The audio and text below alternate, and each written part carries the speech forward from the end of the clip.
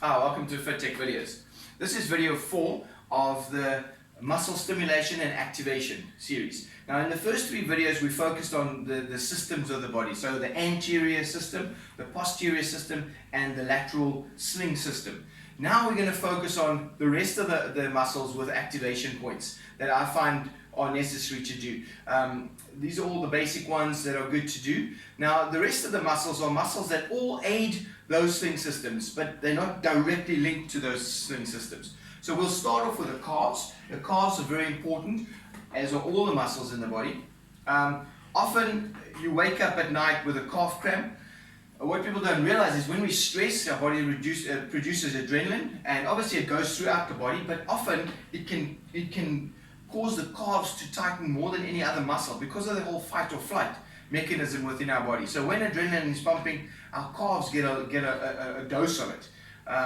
Now you can go to a doctor and they'll be again, oh, it's not so simple. Again, I dumb it down and I make it basic, but that's what happens. I mean, if you've had a close call with an accident, driving and someone nearly drives into you, or you got a big fright, or you're just really stressed, think about it. I'm sure a lot of people I ask in my practice when they come in, I ask them the question, did you ever feel your calves paining straight after a big fright or a big stress event?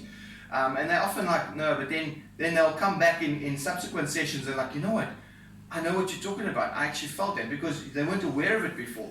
And often people come to me and say, I don't know why my calves are all of a sudden cramping at night. I haven't done anything extra. And then I start asking them, has you been more stressed at work? Have you had any incident happen? Have you been really upset with someone in the last few days? And they're like, yeah, you know, 1 or 2 of those things have happened. And I'm like, there we go. Your calves tighten up with that. So releasing them with the triggers that I gave you in the previous videos is great. But if you wake up with a calf cramp and you're like, oh my God, I don't know what to do, the best thing to do is to go in and hit the calf activation point. Now, the neural lymphatic reflex point for the calf is if you take a line from the belly button to the rib in about a 45-degree angle. You look about halfway there.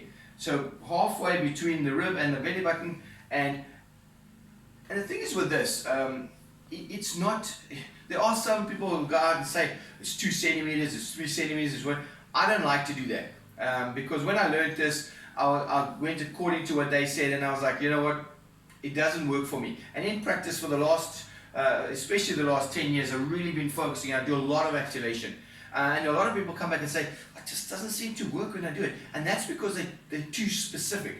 So, you know what, work around that area. So you go, that's the basic area you want to look at. Between the belly button and the rib, 45-degree line, and you want to work around here. And sometimes it's not right here, it might be a little bit around. It's very sensitive in the abdominal area, as I said, because of lymph. So feel the spot. But you'll know straight away when you have calf pain or a calf cramp. Let's say you've been running and you felt, oh, I've got a bit of a calf strain. So when I'm running, I feel my calf is pulling tight. Or when I'm walking, it's feeling a bit tight.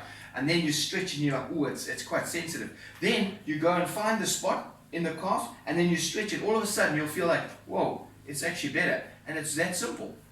Just find the spot around here. So it doesn't have to be on a specific 2 centimeter. I don't like to say that. Find this one. You'll feel the sensitive spot. Right, so that's for the calves. That's the neural lymphatic point for the calf. Now the neural lymphatic point for the anterior tib. The anterior tib, or the tibialis anterior, is this muscle in front here. Also very powerful muscle in walking and running. And also a muscle that can cause knee pain, and a lot of foot pain. A lot of people that get foot and ankle pain comes from the anterior tib. So that point is a little bit more tricky. So what you want to do now is you want to find the tip of your pelvis here, and you want to go down. There's a ligament that goes from the tip of your pelvis. It goes all the way into the pubic bone. It's called the inguinal line or inguinal ligament. So basically you want to find that. Now, it's very important. This area has got a lot of lymph nodes. Okay, it's a very sensitive area, so you don't have to go low. I do this for my clients, and I'm able to do this for men and women, and it's not, it's quite simple. You don't have to go too low. It's literally about 2 fingers down from that point of the pelvis, right in there. Obviously, when you do it for yourself, and this is what I tell my clients, I only go 2 fingers down, and I find that when I do it in my practice, it's very effective. So, because I know how hard to push, but then I explain to them, once I've shown them how hard, then they get it, because then it's easy. So it's not hard. It's not about trying to force out and You're not feeling for knots, nothing like that. It's literally a little stimulation of your lymphatic. So 2 fingers down and stimulate inside the pubic area, basically. Just inside there, but it's not too low. You, of course, can go a little bit lower. Just make sure that you don't push too hard. I have had a client years and years ago. He went and he said to me, I thought it was a knot, and I tried to push it out, and he actually inflamed a lymph node, and they can swell. And not only that, it can cause damage. So whatever you do, don't push hard. It's just a light stimulation. And your body will tell you straight away. You don't have to work through any pain or anything like that. The little discomfort that you feel here is like a bruisey feeling. That's totally different. But you'll know the difference between a bruisey feeling and a feeling like intense burn. It mustn't burn intensely. Then you're pushing too hard on that lymph node. Great. So that's for the tibialis anterior, or the anterior muscle in the front shin. Then we're looking at the rhomboids. Now the rhomboids are muscles. So if these are my shoulder blades, the rhomboids sit inside, underneath the trap muscles. So in about this in here, and the rhomboids help the shoulder blades to pull back and down.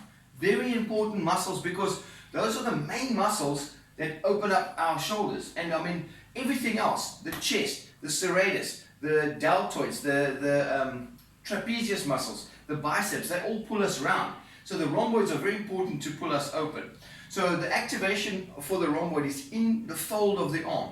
So literally, as the chest muscle attaches onto the pelvis, the chest muscle attaches onto the shoulder, onto the humerus, the upper arm, just in that fold. So the best way to get it is to open your arm up like this, get your fingers to the edge of that chest muscle and fold it, and then you'll feel right there where it makes that fold, right in there. All you're doing is stimulating it. Now when you've been training, like I started a bit of training a couple of days ago, so my chest is a little bit sore, I can feel that, but that's fine. And just stimulating.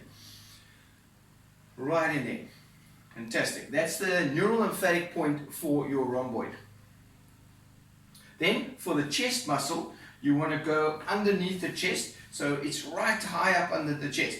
I often joke when I work on guys at my practice and I activate their chest, I'm like, oh, I don't know where to press because you don't have your bra on.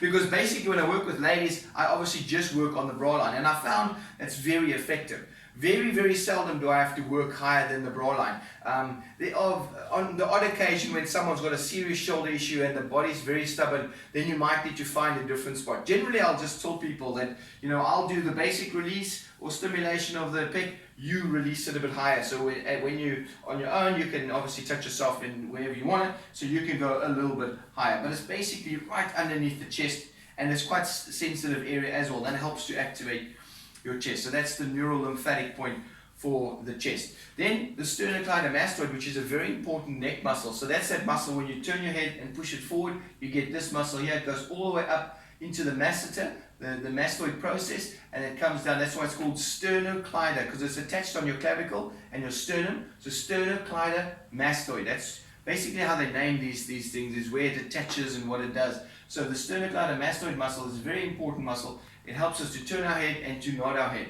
And it's the main, the biggest muscle in the neck, and the main muscle for neck movement. The activation is under the clavicle. So right under the collarbone, and it is quite sensitive to do, but it's very good. And this is a good thing to do when you're having a stiff neck, to go right in, and you'll feel it's very sensitive under there. This is probably one of the more sensitive areas in the activation spot. So it's not hard, it's just a stimulation. That is the neural lymphatic point for that SCM, sternocleidomastoid muscle. Then last, but not least, is the diaphragm. Sorry, that's not the diaphragm, that's your sternum. That's the activation point. The diaphragm is a muscle that runs on the upper abdomen here, and it's the most important breathing muscle. Trust me, this muscle is very important for breathing, and it pulls down as we breathe in. So when we breathe in, we're supposed to expand our stomachs, not because we're breathing into our stomachs, but because the diaphragm pulls down, allowing the air to come in to the lower parts of the lung where the most alveoli is, which the alveoli is what catches the oxygen in our lungs. So the diaphragm is very important, and this is also very important for people that have panic attacks, and even athletes when they're training hard. You activate your sternum, all of a sudden you are able to breathe deeper, and then you can slow your heart rate down, and when your heart rate slowed down, you can get more oxygen to the muscles, and you can actually get more effort and push harder. Your VO2 max will improve if you can get more oxygen per breath. So if you can slow your breathing down, get fuller breaths, so it all helps. And so basically you want to go and stimulate the sternum all the way up, and that helps to activate your diaphragm. Well, that's the neural lymphatic reflex points. Now the stimulation of these muscles, it's the same as what we did. So with a calf, you're literally just working it and getting it up, or you can work it and do a little bit of a calf raise, anterior tib, work it and lift the foot. What do we do? Rhomboids. Rhomboids are a bit tricky to stimulate it yourself, but basically what you can do is, a good way is to get a ball against the wall, and you can stimulate there and squeeze the scaps. Stimulate, squeeze the scaps. Stimulate both sides and squeeze the scaps. Otherwise, a good way to do it is to activate and squeeze the scaps. Activate and squeeze the scaps.